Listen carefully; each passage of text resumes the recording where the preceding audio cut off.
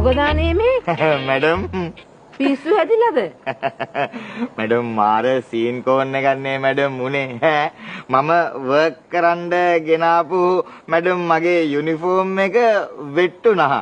ඉතින් මැඩම් මම අර ගෙදර ඉඳන් ඇඳගෙන ආපු ට්‍රවුසර් එක ඇඳගෙන මැඩම් වර්ක් කරන්න බෑනේ. මඩ ගෑවෙනවනේ මැඩම්.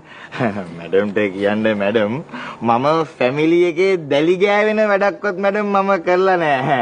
ඉතින් මැඩම් මට මඩ ගෑවෙන වැඩ කරන්න බෑනේ මැඩම්.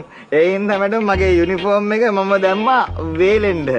ඒක මැඩම් වේලුණාට පස්සේ මම ඒක ඇඳගෙන වර්ක් කරනවා මැඩම්. තිම්මුගේ මේ චීත්තයක් ඇඳගෙන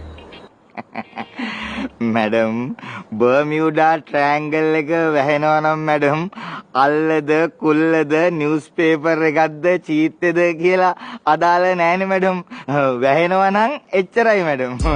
අනිත් එක මැඩම් මම මේ චීත්තේ ඇඳගෙන මැඩම් චූම් පාංගන්න ගේට් එක ගාවට දුවන්නේ නෑනේ මැඩම්.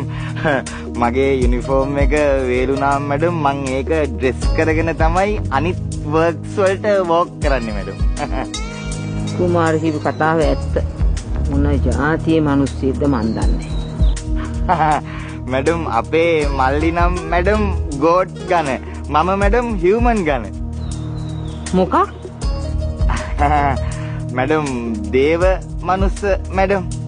ඔන්න අපි දැන් දන්නේ අංජන ළමයා ලොකු සර්ට හොඳටම කේන්ති ගිහින් ගියේ.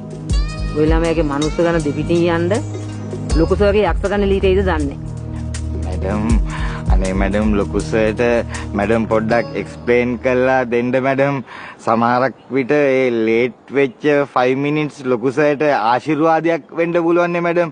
මේ හරියට මැඩම් ලොකු බොස් ඉන්දියා ගිහිල්ලා තිරුපති ගිහිල්ලා තිරුපති වලට එන්ටර් වෙනකොටම නිකන් මිල්ක් කල 7කින් නාවලා ගත්තා වගේ ආශිර්වාදයක් වෙන්න පුළුවන් නේ මැඩම්. මං කියන්නේ මැඩම් අර නොසිතා උන දෙයක් වුණත් මැඩම් එහෙම වෙන්න පුළුවන් නේ ඒකයි. මම තේරෙන්නේ නැහැ මොනවා කියනවද කියලා. ආයු නෑ පිස්සුද?